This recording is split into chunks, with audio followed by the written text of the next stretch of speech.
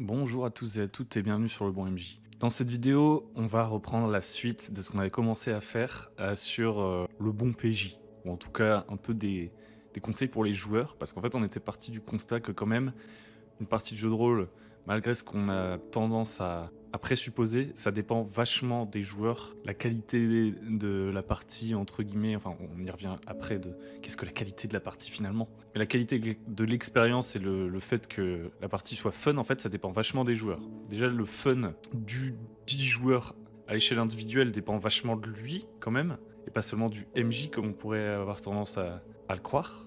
Et puis l'amusement, enfin, c'est des termes flous, hein, fun et amusement, j'en conviens. Mais j'ai pas mieux. L'amusement du groupe, finalement, dépend vachement de la manière dont chacun s'investit et va interagir. Et du coup, dans les deux dernières vidéos, on avait plutôt parlé voilà, de conseils pour créer son personnage, etc., pour avoir une bonne expérience au cours d'une campagne, typiquement, pour pas trop s'enfermer dans un truc, etc., parce qu'en général, au début d'une campagne, on sait pas trop où on va, et donc ce serait bête de se mettre soi-même sur des rails lors de la création de personnage, donc ça, on en avait parlé précédemment, et là, on va aller plutôt du côté de quand on commence à jouer et tout.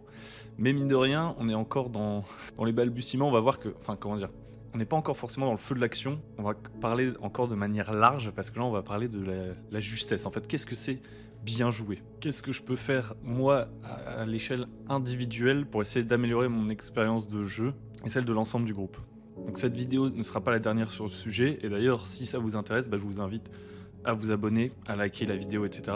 Si vous êtes nouveau, vous êtes sur la chaîne YouTube Le Bon MJ, où il y a plein de guides et de vidéos de découverte de différents sujets autour du jeu de rôle. Donc n'hésitez pas à vous abonner, à mettre la cloche pour être averti des prochaines vidéos. Donc la question qu'on va essayer de se poser là, qui a été assez difficile à formuler et qui est méga large, et d'ailleurs je vous inviterai en commentaire à me donner votre avis là-dessus à la fin de la vidéo, c'est est-ce qu'on peut bien jouer? Parce que de la même façon qu'il n'y a pas vraiment de manière de bien maîtriser, dans l'absolu, je pense pas qu'il y ait de manière de bien jouer, mais on peut quand même essayer de chercher des pistes pour donner du sens à ce qu'on fait durant la partie. Et pas se contenter de dire, en fait, le jeu de rôle, c'est juste on se met autour d'une table et on raconte une histoire et on jette des dés. Moi, je pense que ça va quand même plus loin que ça, sinon ce serait pas aussi passionnant finalement. Mais on peut pas tomber dans un absolu.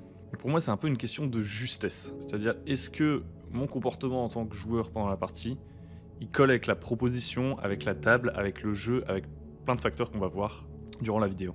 Parce qu'aujourd'hui, effectivement, on a des tonnes de tutos YouTube et même de guides et de trucs qui sortent pour nous dire comment bien préparer une campagne, bien jouer son personnage à tous les niveaux. Et souvent, c'est vachement axé autour de Donjons et Dragons, puisque Donjons et Dragons, c'est un peu le mastodonte. Donc du coup, on va avoir comme ça des sortes de conseils qui marchent bien pour Donjons et Dragons. Effectivement, je pense qu'il y a vraiment des trucs intéressants, mais Donjons et Dragons, c'est une proposition bien précise. Et je pense qu'en fonction de la proposition de jeu, on joue pas de la même manière. Donc la première hypothèse, ce serait que pour bien jouer, il faut d'abord voir à quel jeu on joue pour adapter ses comportements et bien jouer à ce jeu spécifiquement. Donc si on partait de Donjons et Dragons par exemple, où la proposition de base, c'est de jouer dans un univers de fantasy où notre personnage va devenir de plus en plus fort en montant de niveau et en faisant quand même pas mal de combats, on va pas se le cacher parce qu'il y a beaucoup de capacités de Donjons et Dragons qui tournent autour du combat. On pourrait se dire que bien jouer, ce serait créer un personnage héroïque, avoir des comportements plutôt héroïques a priori, même si en fonction de l'alignement et tout, on peut faire des choses différentes. Avoir des comportements plutôt héroïques qui vont nous amener à affronter des grandes épreuves par lesquelles notre personnage va se transcender et devenir de plus en plus puissant.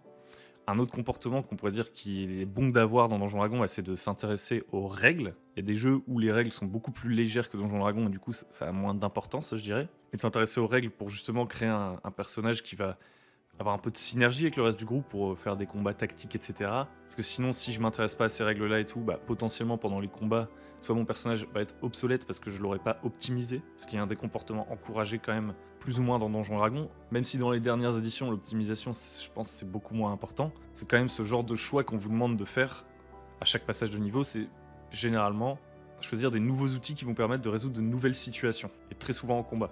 Donc ça pourrait être par exemple ça aussi, bien joué pour du Donjon et Dragon. Et puis peut-être que un des comportements qui devrait être favorisé dans Donjons et Dragons pour bien jouer à Donjons et Dragons entre guillemets, ce serait aussi d'avoir un peu un esprit d'aventurier et d'interpréter notre personnage dans ce sens-là.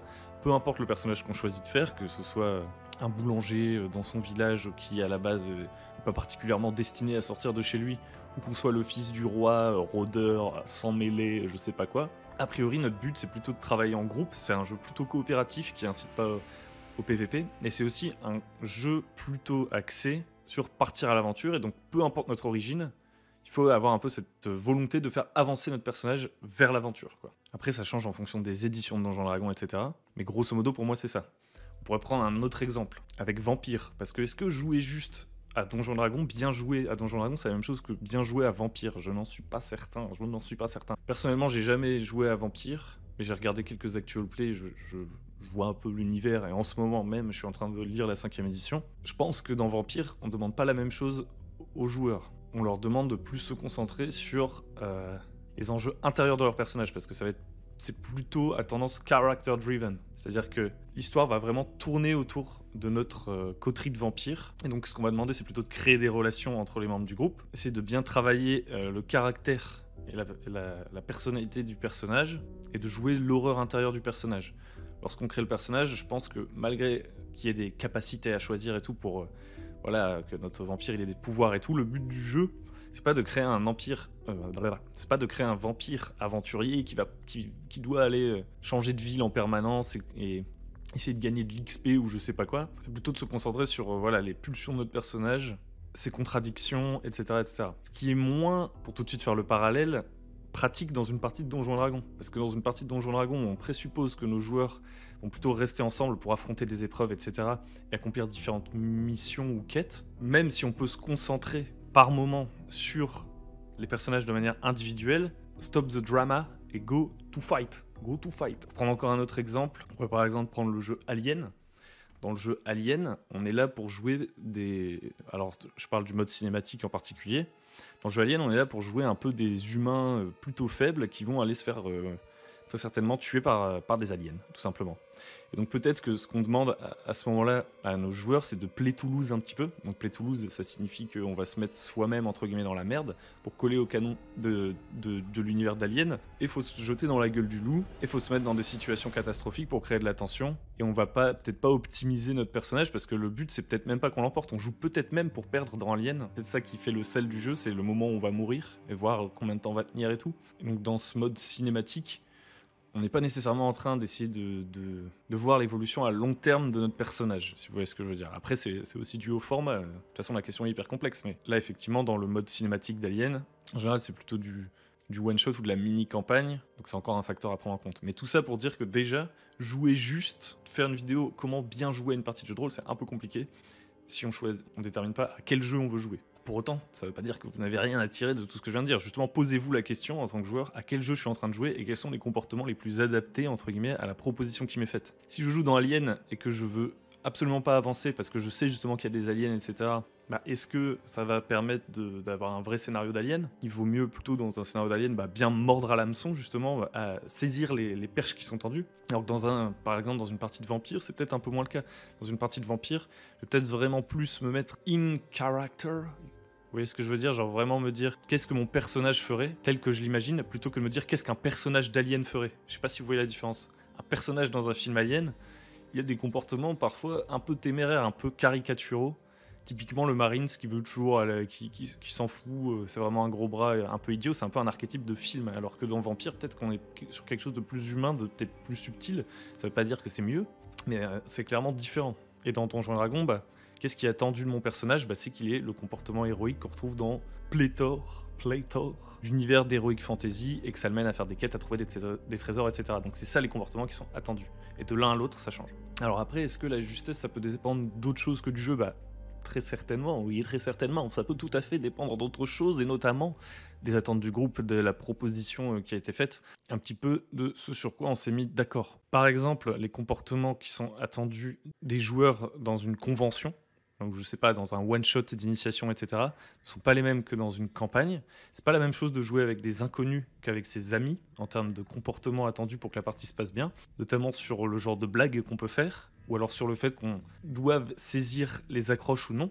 Typiquement, je suis dans une partie d'initiation, je vais mordre à l'hameçon, je sais bien que le MJ, il est là, il a prévu son truc et il veut respecter peut-être un timing, etc. Je vais pas commencer à faire une super introspection sur mon personnage, même si ça peut paraître super cool, ça peut être super bien amené dans un autre contexte. Je vais pas commencer à jouer un personnage torturé pour un one-shot de 2 heures, parce qu'à un moment donné, il faut que je morde à l'hameçon pour être emmené dans des situations avec les autres joueurs et qu'on teste vraiment le jeu en 2 heures, quoi. Donc il y a des questions de rythme en fonction du format. Et pareil, en fonction du groupe de personnes avec qui je suis, je dois m'aligner sur les autres et respecter leurs attentes. Parce que le jeu de rôle, c'est avant tout un jeu social. Et donc si moi j'arrive en me disant, moi je sais bien jouer aux parties de jeu de rôle avec une vision ultra resserrée de ça et je ne cherche pas à m'adapter au groupe, par exemple, prenons un exemple simple. J'ai déjà joué à 15 000 parties de Donjons et Dragons, donc je connais les règles, je connais les tactiques, je connais un peu l'univers dans lequel on va jouer, par exemple. J'ai tous les comportements qu'on pourrait attendre d'une partie de Donjons et Dragons classique, entre guillemets. Pour autant, il faut bien que je m'adapte au groupe.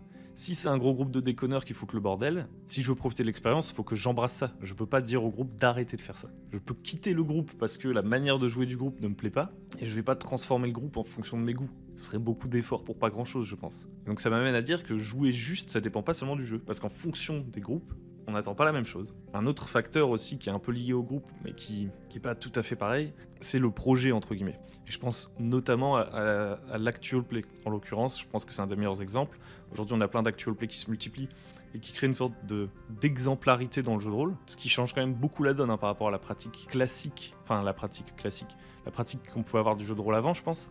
Parce qu'avant, en fait, chacun avait son expérience de jeu de rôle dans son coin. Maintenant, on a des sortes de, comme ça, potentiellement d'idéaux qui s'affichent à nous, ou d'exemples, tout simplement, de ce à quoi pourrait ou devrait, en fonction de où on met le curseur, ressembler une partie de jeu de rôle. Et on voit qu'il y a des projets, et heureusement, d'actual play bien différents. Si par exemple, on prend les actual play qui se développent vachement sur Twitch en ce moment, et qui font intervenir un peu toute la sphère gaming, you know what I mean, avec par exemple Linkus, AlphaCast, Fibre Tigre, etc. C'est plutôt orienté sur un show qui s'adresse vraiment aux spectateurs et où chacun des membres va essayer d'être un peu rigolo, etc. C'est vraiment assez proche du talk parfois. On sort beaucoup des personnages, on dit un peu des conneries à droite à gauche. Ça peut ressembler à beaucoup de groupes de jeux de rôle qui ne font pas d'actual play, c'est-à-dire on joue, on déconne, on sort souvent de nos personnages, on fait des blagues et tout. Donc c'est une vision un peu de l'actual play. À côté, on a des actual play qui se veulent beaucoup plus réalistes, immersifs. Ouais, non, réaliste, c'est pas du tout le bon mot.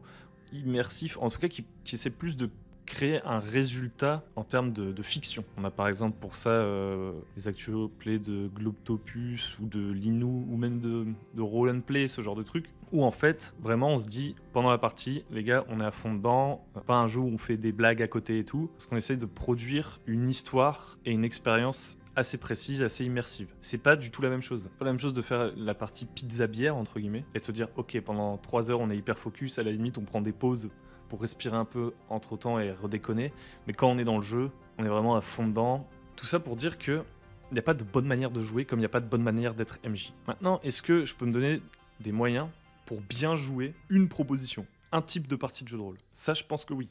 Je pense qu'on peut désirer obtenir un résultat en fait. Avant qu'on passe à ça, si vous êtes toujours là, n'hésitez pas à liker, à vous abonner, etc.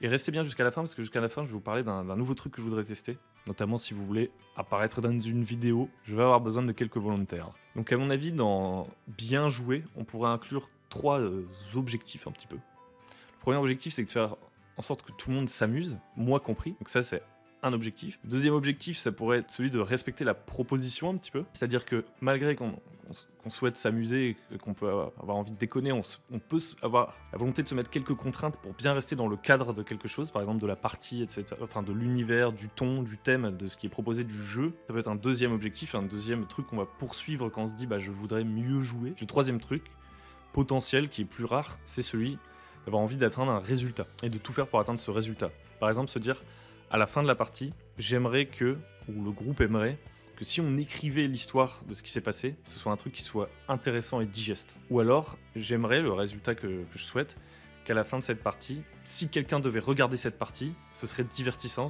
et ça pourrait faire l'objet d'un spectacle. Ou alors, j'aimerais qu'à la fin de cette partie, j'aimerais en connaître plus de choses à propos de mon personnage et qu'il ait évolué dans son caractère, par exemple. Tout ça, c'est des objectifs, en fait, qu'il va s'agir d'identifier.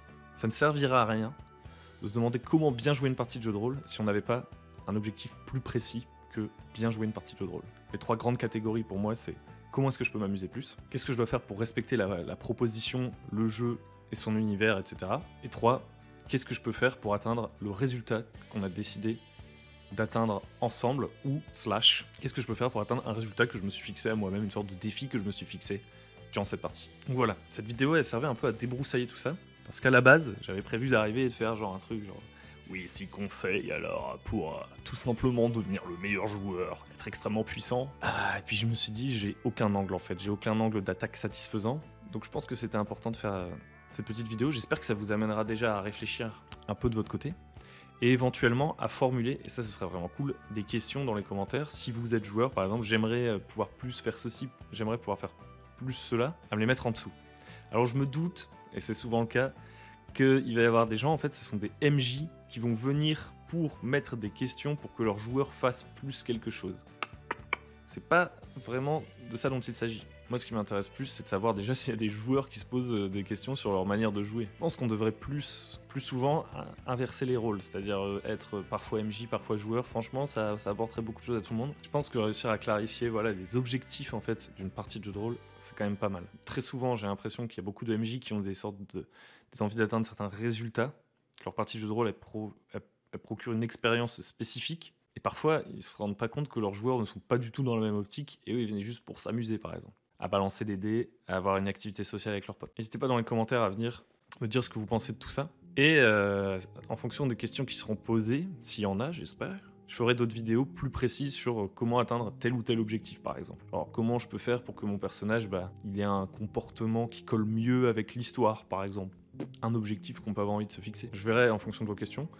Si personne ne pose de questions, je ferai quand même encore une ou deux vidéos, je pense, où j'aimerais parler de pratiques que je trouve intéressantes, moi, côté joueur, pour créer de l'histoire, plutôt. Créer de l'histoire, parce que moi, je pense que c'est un des résultats que je poursuis quand je fais de jeux de rôle, c'est que ça crée une histoire qui soit assez cool, avec du rythme, avec des rebondissements, au-delà de l'expérience même de jeu. Et maintenant que vous êtes resté jusqu'à la fin, vous avez le droit de savoir ce que je vais faire. Alors si vous êtes sur le Discord, vous le savez déjà, mais j'aimerais bien faire des vidéos un peu sous format d'interview.